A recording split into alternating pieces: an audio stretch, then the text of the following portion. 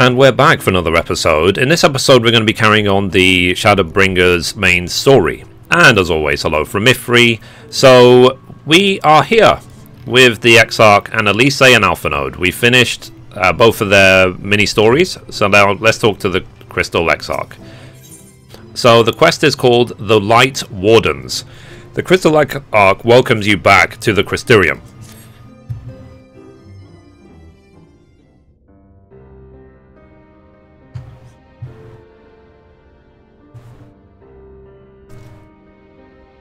And so you return.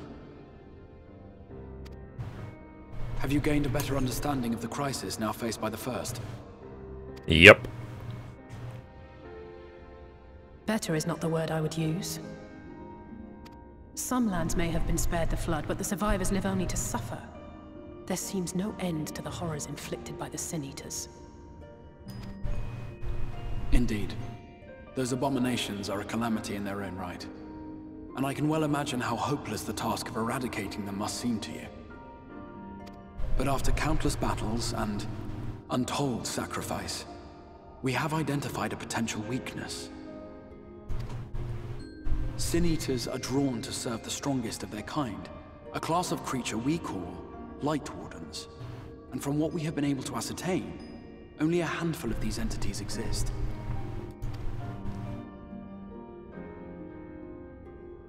Just as an ant colony will perish in the absence of its queen, we believe that the death of a Lightwarden will cause the lesser creatures within its sphere of influence to disperse. I have a feeling Yulmor might have something to say about any concerted action we take against these monsters. Vorthra's command over the Sin Eaters is integral to Yulmoran society. In seeming to guarantee his people's safety, it guarantees their obedience. He will not take kindly to us depriving him of such useful allies. Agreed. Thus we will need to occupy or otherwise divert his forces whilst we proceed with the business of eliminating the Wardens. Until we have done so, all other considerations must be set aside if we are to forestall the 8th Umbral Calamity.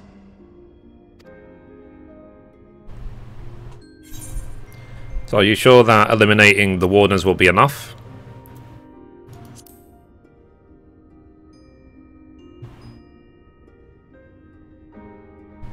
Your uncertainty is understandable, given the circumstances. Perhaps a more detailed explanation is in order. To begin at the beginning, then. Nice. Now they're just showing off, aren't they?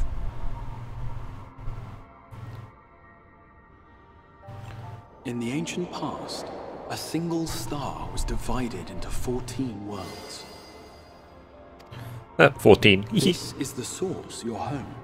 These others are the 13 shards, in whose number we find the first. Though physically separate, they retain a connection to each other, and with the source especially.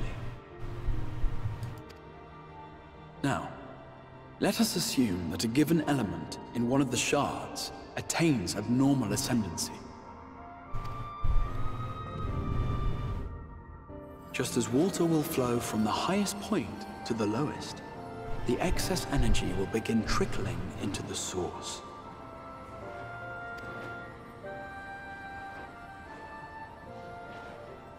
And such an influx of God's sake. palpable influence. Sorry to interrupt. I'm still a human behind this screen. If the element in question were fire, then drought and wildfires might ensue. If it were ice, one might expect the weather to turn bitterly cold. As ether continues to pour in, such phenomena will become more and more extreme, until eventually, a single, untimely event triggers a disaster which cracks the barrier dividing the two worlds. AKA Mithrie sneezes again.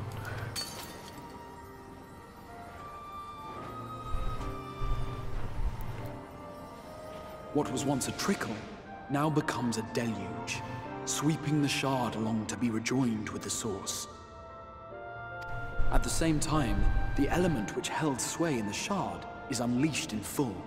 Its energies amplifying the original disaster to truly catastrophic proportions.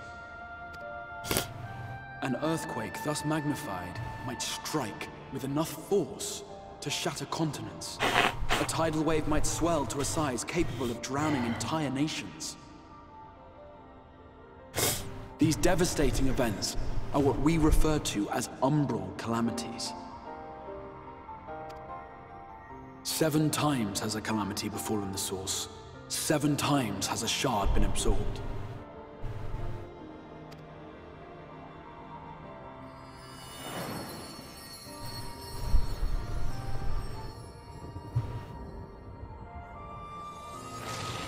So, what happens when all of them get absorbed?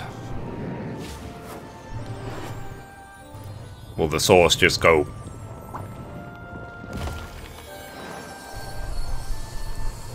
Okay. So they seem to be representing each of the elements. Would explain each of the existences of the different primals.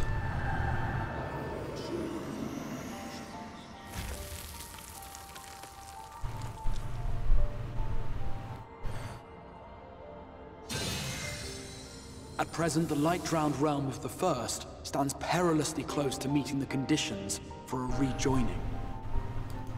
It is the Sin Eaters who are to blame for the Light's continued dominance. In addition to attracting their lesser kin, the Lightwardens I mentioned earlier radiate ether, saturating every corner of their territory with light. Even here in the flood-spared region of Norvrant, their influence is strong enough to banish night from the sky. Thus, if we are to restore balance to the First and head off a potential calamity, it is imperative that we put each and every Lightwarden to the sword. We've been doing our best to take the fight to the enemy ever since we first heard the Exarch's explanation. Though we have yet to claim any meaningful victories if truth be told. Apart from being confoundingly elusive, the Lightwardens possess a troublesome quality which compelled us to delay our plans until such time as you arrived.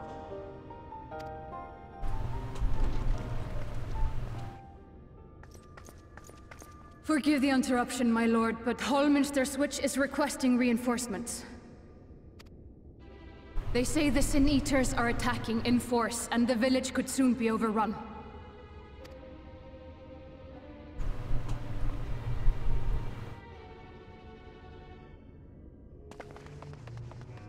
Alert the guard. We should be prepared in case the fighting reaches the Crystarium. You have command of our forces in the field, Captain, but hold off on entering the town until I arrive. That goes for Alphino and Alize as well. My lord.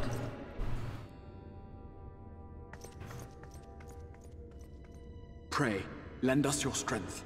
Such a fight will provide you with far greater insight than any explanation I could offer.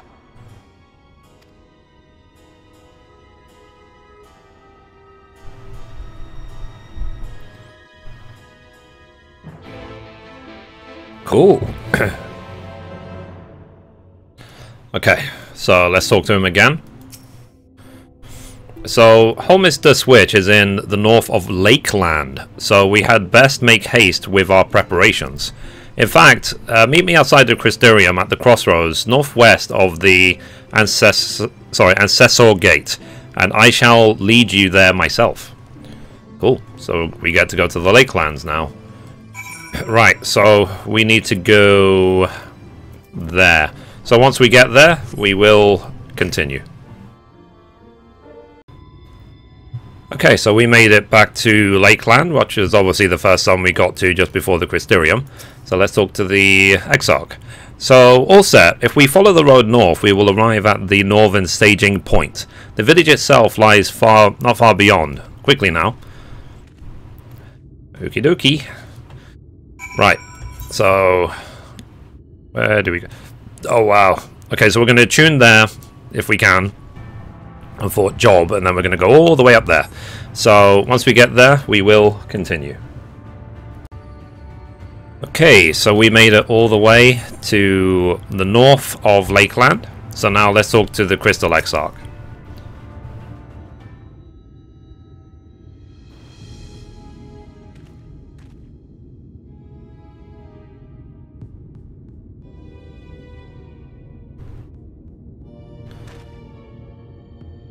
So, Holminster Switch is just past these gates through the woods. It is not exactly a near neighbour to the Crystarium, but as we occupy the same region, we have built up something of a cooperative relationship. What can we expect inside, Captain?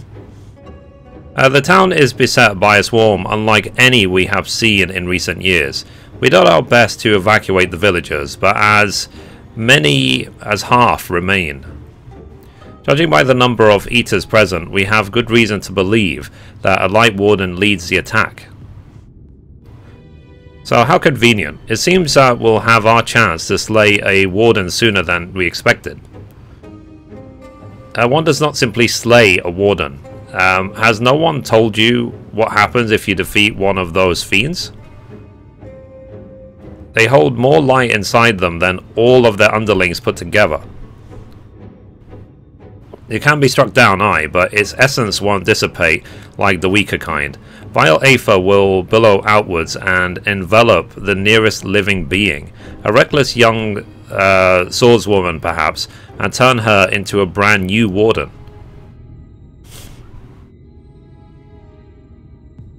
Oh well, you can leave that particular quandary to us. I must ask that the guard stand down and allow us to engage this leader of eaters alone. Concentrate on the survivors. We must save every life we can. But what if...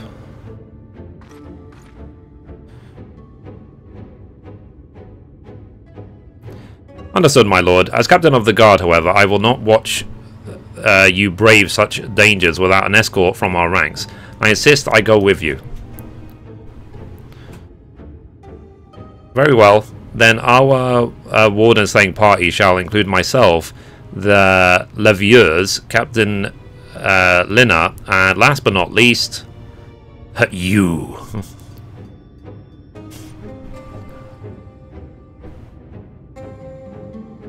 So, a formidable group indeed. Into Holminster we go. Once we reach the Lightwarden, do not hold back. We strike to kill. Awesome sauce. So Holminster Switch is now accessible, which is the first dungeon. This instant dungeon encountered in... the instance dungeons encountered in Shadowbringers' main scenario quest can be completed solo, alongside a supporting party of NPCs. To make use of this feature, simply speak with one of your NPC companions near the entrance to the instance and select the option to form a party. When forming a party, you will need to follow the same role restrictions imposed when using the Duty Finder. Alternatively, you can find a party members via the Duty Finder as usual, and complete the instance with fellow players instead. Okay, so I think that will single-handedly cure and fix the DPS queues issue. But either way, I'm going to probably find some friends to do this with rather than do it with NPCs. So yeah. So anyway, guys, that's it for this episode. I'll record it in a separate video. So thank you guys. If you like that video, be sure to give it a thumbs up. You can watch a random video over there. You can watch the latest upload down there. Or you can click down here to subscribe. Thank you guys. Bye-bye.